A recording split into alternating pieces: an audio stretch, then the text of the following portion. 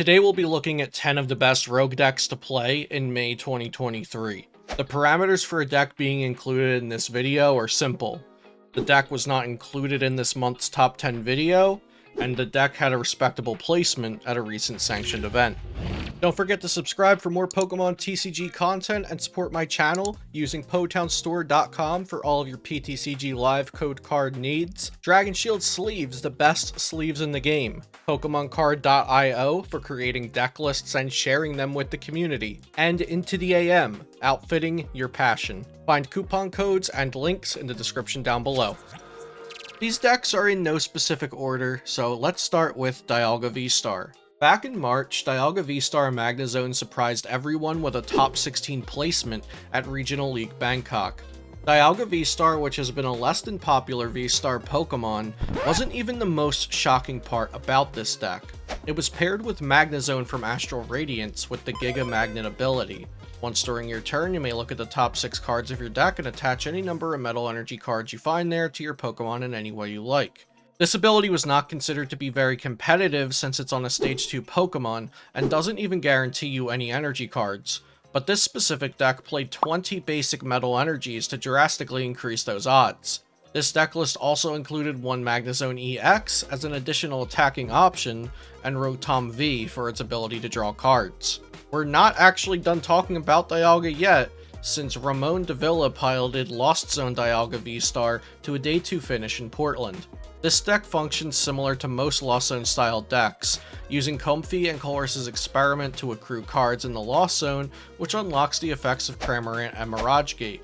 Between Mirage Gate and Raihan, Dialga Vstar can explode with Star Chronos into Metal Blast, seemingly out of nowhere. Number 2, Darkrai Vstar. Darkrai Vstar has been on the cusp of playability for quite a while now. It has an attack that can scale damage quickly and uncapped, as well as a powerful V-Star Power ability that can retrieve useful cards like Dark Patch and Cross Switcher. Gustavo Sanchez placed 36th out of over 1,000 players at Portland Regionals with his Darkrai Vstar deck, which, by the way, only costs about $30 to build at the time of recording this video. Between manual attachments, Dark Patch, Galarian Moltres, and Galarian Moltres V, you could pile Darkness Energy onto the board quickly with this kind of deck. If you're a fan of aggressive decks or you're simply looking for a reason to take Darkrai out of your binder, now might just be the time to do it. Number 3, Kyurem Vmax. It wasn't too long ago that Kyurem Vmax was a popular meta deck, but things have changed a lot since then with new sets and rotating out all D-block cards. Katrina Loose made it into Day 2 with this unconventional Kyurem Vmax deck, which included 22 basic water energy. This absurd amount of energy was a mindful choice, however, since this deck's strategy is to use multiple instances of Kyurem Vmax's Glaciated World ability every turn. With a couple of Glaciated Worlds and a Melanie each turn, Kyurem Vmax's Max Frost can KO everything in its path. Luxray is included for its explosiveness ability, which allows it to be played as your starting active Pokemon if it's in your opening hand. Due to its free retreat and 1 energy attack that searches for 2 trainer cards, Luxray can be an incredible starter for this deck. Number 4, Palkia Vstar. Eric Wells piloted Palkia Vstar to 58th place at Portland Regionals, being the first to place Day 2 or better with Palkia Vstar since the Inteleon engine rotated out of standard format. Palkia Vstar's Star Portal ability is strong enough to carry it through our current meta, with additional attackers like Articuno, Starmie V, and Radiant Greninja to choose from. The Palkia Vstar League Battle deck was released recently, so if you bought that product, this is a great look at how you could upgrade the deck. Number 5, Arceus Vstar Kirlia. This Arceus deck is one of my favorites to feature today. It focuses around a 4-3 line of Arceus Vstar and uses Kirlia as support with its refinement ability to draw cards. The special part about this deck is that it plays 3 different evolutions for Kirlia: Gallade from Astral Radiance, Gallade from Chilling Reign, and Gardevoir EX. Gallade from Astral Radiance has the Buddy Catch ability, which allows the deck to play a spread of different supporters and access them when needed. Gallade from Chilling Reign has the Dynablade attack, which is strong versus other Arceus decks, as well as against Miraidon Regidrago. Finally, Gardevoir EX can use its Psychic Embrace to power up Gallade from Astral Radiance's Swirling Slice attack to deal considerable damage and reserve some of the energy onto a benched Pokemon. Number 6, Control. Next is Control, and these decks are typically a lot to digest due to it being really hard to win with Control strategies in most formats of the Pokemon TCG. The best example for this archetype in current standard is Sander's top 32 control list from EUIC. Mawile is used to lock a Pokemon in the active against decks that typically play zero switching cards like Lugia or Gardevoir.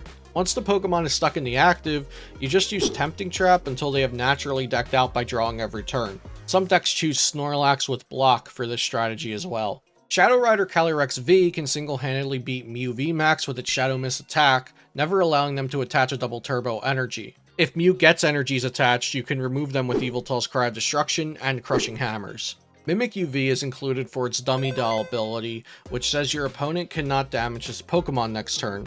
You can create a loop with Mimikyu V using Penny and Palpad, and a second Mimikyu V to use the Dummy Doll ability turn after turn and stall your opponent out when their deck is small enough for a deck out. You can also finish off an opponent's deck with Crabominable V's Trigger Avalanche attack to speed up the deck out process. This deck also includes Ursaluna V since it is incredibly tanky with its Hard Code ability, and Miltank to wall out any unsuspecting decks that do not play non-V attackers.